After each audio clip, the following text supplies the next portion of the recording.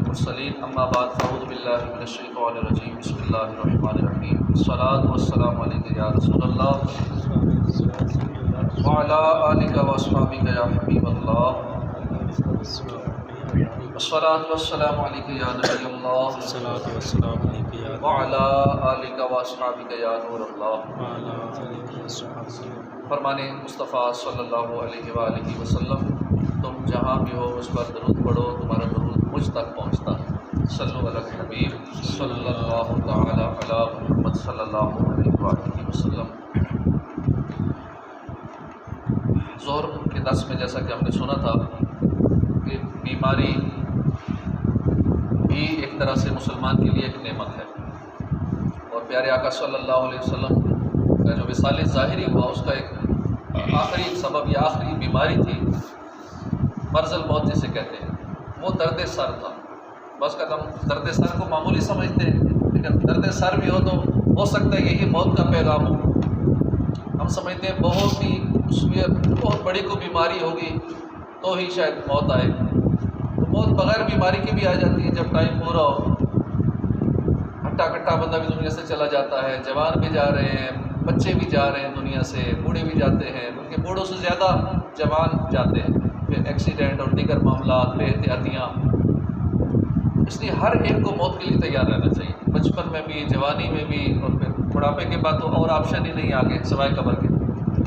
تو درد سر کو بھی معمولی نہیں لینا چاہیے، یہ بھی موت کا سبب بن سکتا ہے۔ اور درد سر ہو یا بخار آئے تو ہمیں یہ سوچ کر انجوائے کرنا چاہیے یا خوش ہو جانا چاہیے کہ یہ ایسی بیماریاں ہیں جو انبیاء کرام کے پاس حاضری دیا کرتی تھی۔ حضور صلی اللہ علیہ وسلم کے پاس بھی بخار حاضر ہوتا تھا،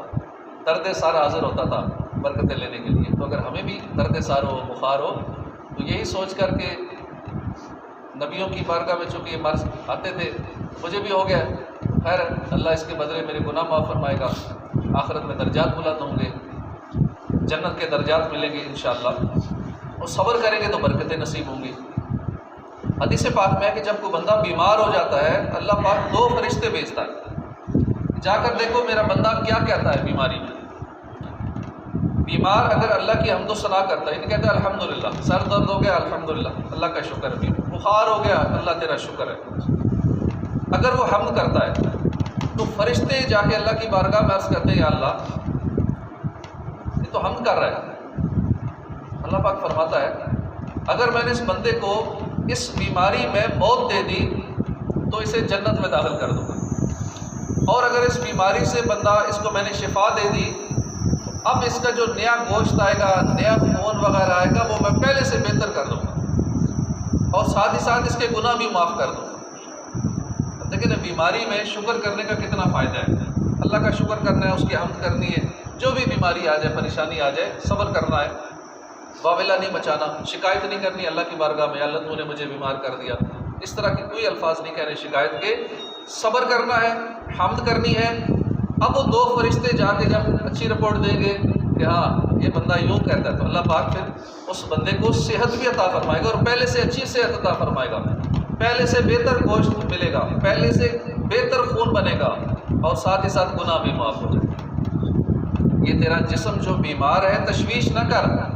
یہ مرض تیرے گناہوں کو مٹا جاتا ہے۔ اصل برباد کن امراض گناہوں کے ہیں بھائی، کیوں اس کو فراموش کیا جاتا ہے؟ اصل جو بیماری ہے وہ گناہوں کی بیماری ہے جس کی طرف ہمیں توجہ نہیں۔ صحابی رسول سیدنا ابو سعید خدری فرماتے ہیں کہ ہم مسجد میں بیٹھے تھے کہ حضور تشریف لائے، آپ نے درد کی وجہ سے سر میں پٹی باندھی، ہم آپ صلی اللہ علیہ وسلم کے گرد جمع ہو گئے، پھر آپ نے خطبہ ارشاد فرمایا۔ اب اندازہ کیجئے کہ وہ صحابہ جو پیارے آقا سے بے انتہا محبت کرتے تھے، آپ کو ایک کانٹا بھی نہ چبھے اس کے لیے بھی اپنی جانیں قربان کرنے کو تیار رہتے تھے۔ جب انہوں نے دیکھا ہوگا حضور کے سر میں پٹی اور درد کی وجہ سے پٹی باندھی ہوئی تو دل کی کیفیت کیا ہوگی کہ جس محبوب کو ایک کانٹا بھی نہ چبھے، ذرا تکلیف نہ ہو، اب اس محبوب کے سر پہ جب پٹی دیکھی ہوگی تو دل کی کیفیت کیا ہوگی۔ 1955 کی بات ہے، محدث اعظم پاکستان مولانا سردار احمد رحمۃ اللہ علیہ فیصل آباد کے، یہ دوران حدیث سبق پڑھا رہے تھے، تو دوران سبق یہی حدیث پاک جب سامنے آئی، پڑھی گئی، تو اس پہ گفتگو کرتے ہوئے آپ نے فرمایا کہ جب سرکار کے سر انور میں درد تھا اور آپ نے سر کو کپڑے سے باندھا ہوا تھا، تو سر انور میں، اور آپ جب وہ کپڑا باندھ کے ممبر پہ تشریف فرماتے، شدت کی وجہ سے، درد میں شدت کی وجہ سے کپڑا باندھنا، جب یار غار صدیق اکبر نے دیکھا ہوگا تو ان کا کیا حال ہوا ہوگا، جب سیدنا فاروق اعظم نے دیکھا ہوگا تو ان کا کیا گزری ہوگی ان پہ، جب بلال حبشی نے دیکھا ہوگا یہ منظر تو ان کا کیا حال ہوگا، کیسا انہوں نے فیل کیا ہوگا کہ ہمارے محبوب کے سر کو درد ہو رہا ہے۔ اسی طرح شدت درد میں صحابہ کرام پر وارد ہونے والے احوال بیان فرما رہے تھے۔ محسوس ہوتا تھا کہ سرکار کے سر انور میں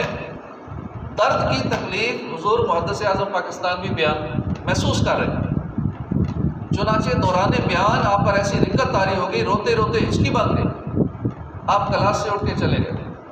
اس کے بعد معلوم نہیں یہ کیفیت کب تک جاری رہی۔ رونے والی آنکھیں مانگو، رونا سب کا کام نہیں، ذکر محبت عام ہے لیکن سوز محبت عام نہیں۔ کیسا نرالا عشق ہے کہ محبوب کو کوئی معمولی سی بھی تکلیف پہنچی تو کس سے گوارا ہوگا۔ آپ صلی اللہ علیہ وسلم کو حکمت الہی کے تحت جو تکلیف پہنچی، اس کا صرف ذکر پڑھنے پر ہی عاشقان رسول کی ہچکیاں بن جاتی ہیں۔ اللہ پاک ہم گناہ گاروں کو بھی ایسا سچا عشق رسول نصیب فرمائے۔ جان ہے عشق مصطفیٰ روز فضو کرے خدا، جس کو درد کا مزہ ناز دوا اٹھائے کیوں، ہم تو ہیں آپ دل فگار، غم میں ہنسی ہے ناگوار، چھیڑ کے گل کو نو بہار، خون ہمیں رلائے کیوں۔ عشق رسول ہماری جان ہے، اللہ پاک روز اس میں اضافہ کرے، فضو کرے خدا۔ لوگ سمجھتے ہیں عشق ایک درد ہے، ہاں ایسا ہے، مگر اس درد میں مزہ بہت ہے۔ جو عشق والا درد ہے یہ مزے والا درد ہے۔ جس کو اس درد میں مزہ ہو وہ دوا کے ناز نخرے کیوں اٹھائے۔ اے بہار، ہم پہلے ہی محبوب کے ہجر میں دل زخمی کیے بیٹھے ہیں، ایسی حالت میں ہنسنا کب گوارا ہوتا ہے۔ لہٰذا پھول کھلا کر، چھیڑ کے گل کو نو بہار، پھول کھلا کر، موسم سہانا بنا کر ہمارے غم میں کیوں مزید اضافہ کر رہے ہیں، ہمارے غم میں مزید اضافہ مت کر۔ پیارے اور آخری نبی رسول ہاشمی صلی اللہ علیہ وسلم نے مرض وصال شریف میں جو خطبہ ارشاد فرمایا، اس میں آپ نے فرمایا کہ ایک بندے کو اللہ نے اختیار دیا، اسے دنیا کی تازگی اتنی عطا کرے جتنی وہ چاہے، اور وہ نعمتیں جو اللہ کے پاس ہیں اس بندے نے وہ اختیار کیا جو اللہ کے پاس ہے۔ یعنی حضور کو اختیار دیا گیا جب تک چاہے آپ دنیا میں رہیں، اور آپ چاہیں تو آپ ہمارے پاس آ جائیں۔ تو حضور نے اللہ کے پاس جانا اختیار کیا۔ یہ سن کر ابوبکر صدیق رونے لگے، عرض کی یا رسول اللہ آپ پر ہمارے ماں باپ قربان ہوں۔ راوی کہتے ہیں کہ ہمیں تعجب ہوا، لوگ کہنے لگے کہ ان بزرگوں کو، ابوبکر صدیق کو دیکھو، رسول اکرم صلی اللہ علیہ وسلم تو کسی بندے کے متعلق بتا رہے ہیں کہ کسی بندے کو اختیار دیا، یہ کیوں رو رہے ہیں؟ لیکن بعد میں پتہ چلا کہ وہ بندہ جسے اختیار دیا گیا وہ حضور خود تھے۔ اس سے صحابہ کرام پر یہ واضح ہو گیا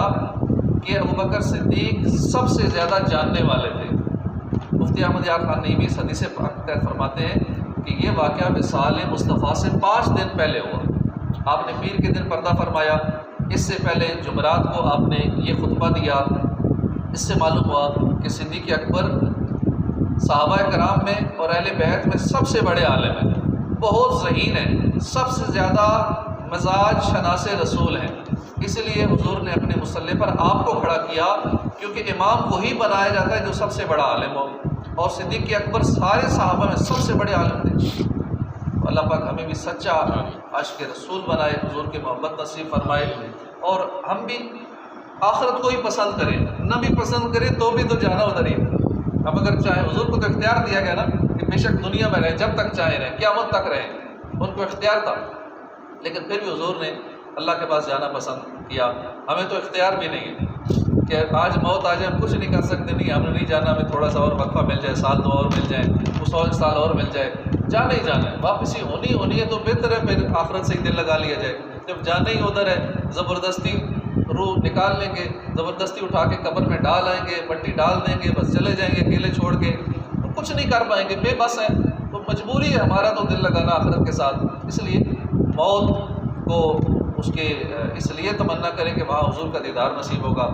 آخرت میں سارے صحابہ کی زیارت ہو جائے گی، ان سے ملاقات ہوگی، اللہ کے ولیوں سے ملاقات ہوگی، حضور کی صحبت نصیب ہوگی، جنت میں حضور کے جلوے دیکھیں گے، قبر میں حضور کا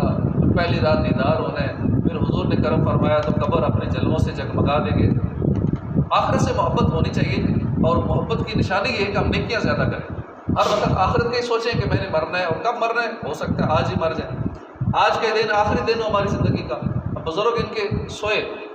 رات سوئے اور سوتے ہی روح نکل گئی، آنکھیں بند ہی تھیں، بند آنکھوں میں ہی روح نکل گئی، کیونکہ جاگتے ہوئے نکلتی تو آنکھیں کھلی رہ جاتی ہیں، کیونکہ آنکھوں کو خود بند کرنا پڑتا ہے،